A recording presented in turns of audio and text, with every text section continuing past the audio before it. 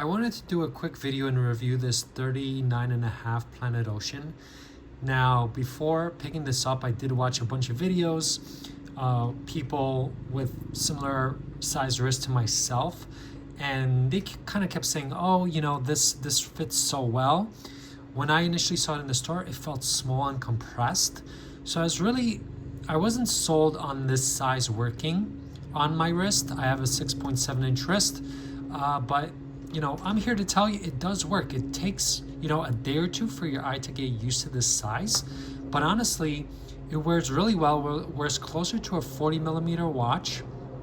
Additionally, I had a friend wear it, and I just kind of looking at him wearing the watch from further away, it actually looked like a regular size dive watch. Now, compared to the larger 43.5 model, that is really large for my wrist, really thick and chunky, and that to me was a little bit too big. I did own the original Gen 1 42mm. It wears really well. It's about the same thickness as this, around 14mm. So this does look a little bit more squatty, and it's just depending if you like that look or not.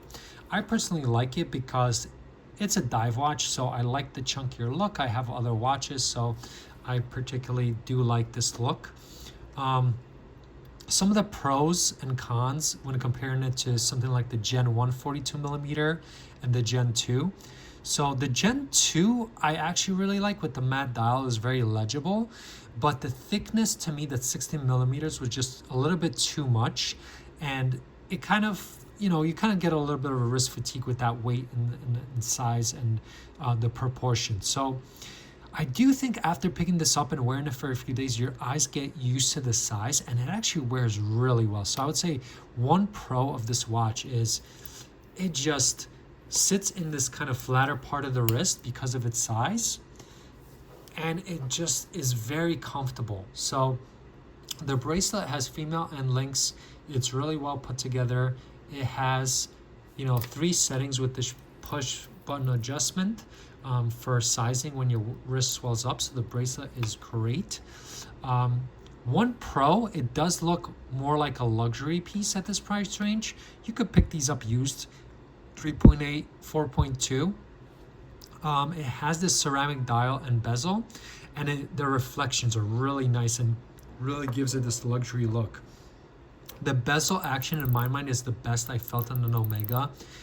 Omega in my mind doesn't have the best bezel action, but the clicky and the sound portion of this bezel is really nice in my opinion. So probably the best I have felt on these new ones.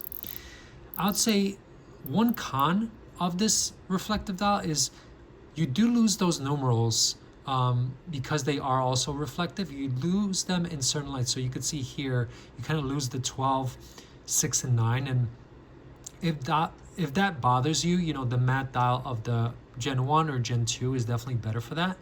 But I feel like for the money, if you want something to kind of feel like, hey, I spent a good amount of money for this, this does have the more luxury feel compared to those other 2 watches. 8800 movement, similar to what you get in the Seamaster 300. I do like those splashes of orange on the second hand and on the dial.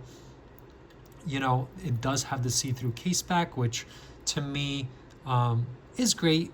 It's not really that important to me. I would rather have a solid case back if it does decrease the width, but I know the summer blue comes with the solid case back, and supposedly the thickness is the same. So I will tell you that I would definitely give this watch a shot after wearing it for a week. I was initially skeptical of the size working for me, but honestly, your eyes adjust and it just wears really well. It comes with, you know, all the things you want in a luxury diver, and definitely give this a shot. I don't think it's too small. So once again, my wrist is a 6.7 inch, 17cm wrist. The watch wears a little bit, you know, stubbier, I would say, but it's a dive watch. So I think it's absolutely fine and very beautiful watch. So I think you can't go wrong with this. Thank you.